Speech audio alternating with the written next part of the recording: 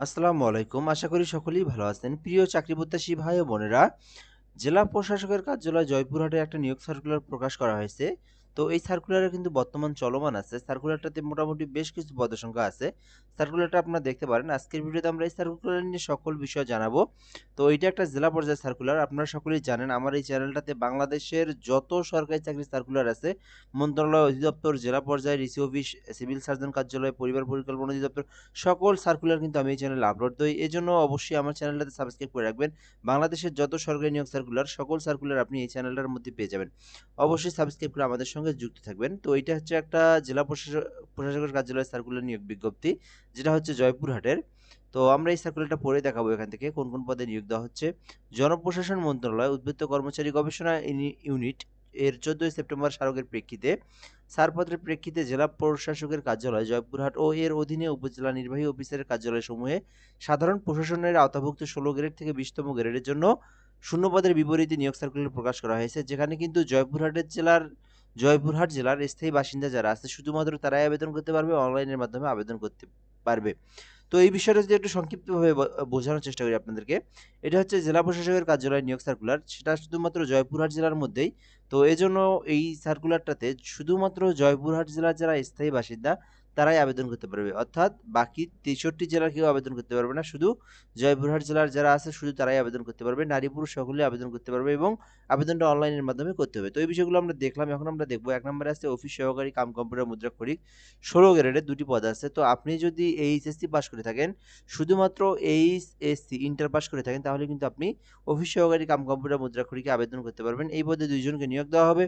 So এখানে আ অভিজ্ঞতা যেটা সেটা হচ্ছে কম্পিউটারের বেসিক নলেজ জানা থাকলেই কিন্তু আপনি এগুলোতে আবেদন করতে পারবেন।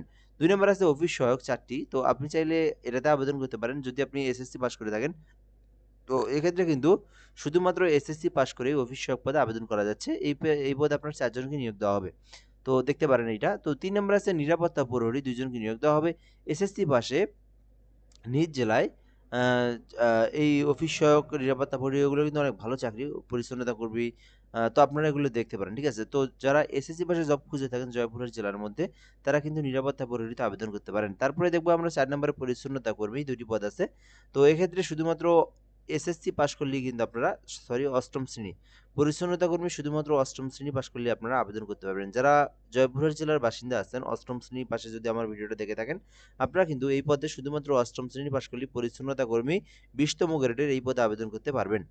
তো এরপর আমরা দেখব ৫ নাম্বার আছে নিরাপত্তা প্রহরী সার্কিট হাউসের জন্য, অর্থাৎ এটা হচ্ছে ডিসি অফিসের জন্য আর এটা হচ্ছে আপনার সার্কিট হাউসের জন্য। তো আপনি কিন্তু এটাতে আবেদন করতে পারেন। তো এটাতে আবেদন করার জন্য এসএসসি পাস থাকতে হবে। নিরাপত্তা প্রহরী সার্কিট হাউসে এটাতে আবেদন করতে চাইলে এসএসসি পাসের প্রয়োজন হবে। তো আপনি এসএসসি পাস করে কিন্তু আপনি আবেদন করতে পারবেন। তো পদের সংখ্যা কিন্তু বেশ অনেকগুলোই আছে এখানে। তো যারা জয়পুরহাট জেলার, আপনারা আপনার শিক্ষাগত যোগ্যতা অনুযায়ী আপনারা সেই পদে আবেদন করবেন। এটা আপনার নিজের জেলাতে পরীক্ষা হবে, নিজের জেলাতেই কিন্তু আপনাকে সিলেক্টেড করা হবে। অর্থাৎ সবকিছু আপনার নিজ জেলাতেই, ঠিক আছে? কর্মস্থলেও নিজ জেলাতেই, নিজের জেলার ডিসি অফিসে। তো এখন আমরা দেখব আবেদনটা কিন্তু অবশ্যই আপনাকে অনলাইনের মাধ্যমে আবেদন করতে হবে। কিভাবে আপনারা আবেদন করবেন এই বিষয়গুলো আপনাদেরকে দেখে দেওয়ার চেষ্টা করব। তো আমরা এখান থেকে দেখতে পারতেছি যে অনলাইন আবেদনপত্র পূরণ ও দাখিল করার নিয়ম। তো আপনি যদি নিজের আবেদন করে থাকেন সেক্ষেত্রে ল্যাপটপ, কম্পিউটার, পিসি থেকে থাকে। তো আপনি কিন্তু dc.joypurhat.teletalk.com.bd এই ওয়েবসাইটের মধ্যে প্রবেশ করে আপনি কিন্তু আবেদনটা করতে পারবেন। তো একটা বিষয় বলে নিই, আপনারা যারা ঘরে বসে থেকে আবেদন করে নিতে চান, আপনারা কিন্তু আমাদের মাধ্যমে আবেদন করে নিতে পারবেন। সেক্ষেত্রে এই নাম্বারে আপনাকে হোয়াটসঅ্যাপে এসএমএস করতে হবে 017758303120 017758303120 এই নাম্বারে হোয়াটসঅ্যাপে এসএমএস করলে কিন্তু আপনি আমাকে পেয়ে যাবেন। দেন আপনি কিন্তু এই আবেদনটা একদম নির্ভুলভাবে আমাদের মাধ্যমে করে নিতে পারবেন। সো দেখতে পারেন এই নম্বরে যোগাযোগ করে। তো এরপর আমরা এখান থেকে দেখব আবেদনটা কিন্তু ১৬ই নভেম্বর শুরু হয়েছে, যেটা কিন্তু ১৫ই ডিসেম্বর পর্যন্ত চলমান থাকবে। তো যারা আবেদন করবেন এই ডিসেম্বর মাসের ১৫ তারিখ পর্যন্ত সময়সীমা আছে। এর মধ্যেই কিন্তু আপনাদেরকে আবেদনটা করতে হবে। এখন ফি কত টাকা দিতে হবে এই বিষয়টা আপনাদেরকে দেখে দেওয়ার চেষ্টা করব।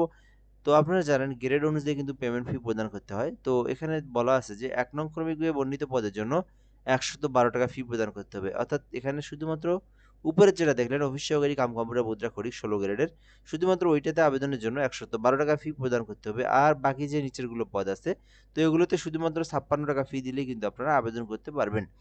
আর এখানে যে বিষয়টা আছে কিভাবে ফি প্রদান করবেন এই বিষয়টা বলা আছে। DC Joypurhat space ES DC Joypurhat space user ID লিখে 16322 নাম্বার আপনারা সেন্ড করবেন।